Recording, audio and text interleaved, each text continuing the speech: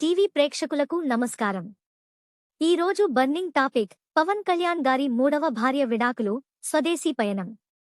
సినీ రంగంలో ఉండే సెలబ్రిటీలకు ప్రేమించడం ఎంత సాధారణమో పెళ్లి చేసుకోవడం, ఆ తర్వాత విడిపోవడం అనేది కూడా అంతే సాధారణమైన విషయమవుతుంది.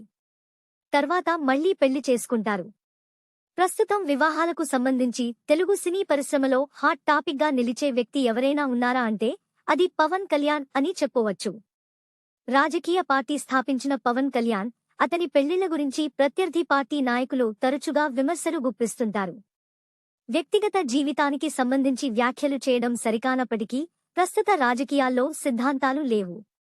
ముఖ్యంగా నిన్నటి రోజున ముమ్మిడివరం మాజీ జనసేన నాయకులు శ్రీ పితాని బాలకృష్ణ గారు ఒక టీవీ ఛానల్ డిబేట్లో పాల్గొని సంచలనమైన విషయాలు వెల్లడించారు. పవన్ కళ్యాణ్ గారి భార్య 2024 సంవత్సరం ప్రారంభంలోనే పవన్ కళ్యాణ్ గారిని వదిలి రష్యా వెళ్లిపోయారని, ఆమె వెళుతూ కేంద్ర హోంశాఖలో పవన్ కళ్యాణ్ పై ఫిర్యాదు చేశారని చెప్పారు. దీనిపై 2 తెలుగు రాష్ట్రాల్లో ఈ విషయంపై విపరీతమైన చర్చ నడుస్తుంది.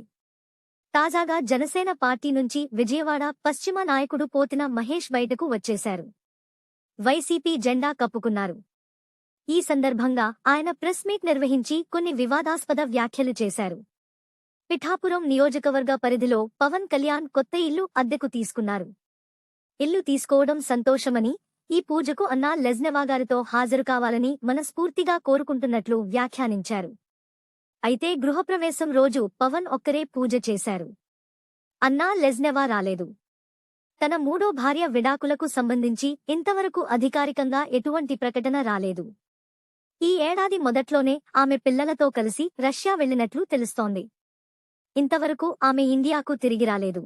పోతిన మహేష్ ముందుగానే హింటిచ్చాడని, లెజ్నెవాతో కలిసి పూజకు హాజరు కావాలని చెప్పాడని, అంటే దానికి ముందే ఈ విషయమై ఆయనకు కొంత సమాచారం ఉందని, దాన్ని పరోక్షంగా అలా చెప్పాడంటూ సోషల్ మీడియాలో నెటిజన్లు కామెంట్లు పెడుతున్నారు. జనసేన మాజీ నాయకుడు పోతిన మహేష్, పవన్ కళ్యాణ్ మూడో భార్యకు సంబంధించిన విడాకుల విషయంపై హింటిచ్చాడంటూ సోషల్ మీడియాలో ట్రోలింగ్ జరుగుతోంది.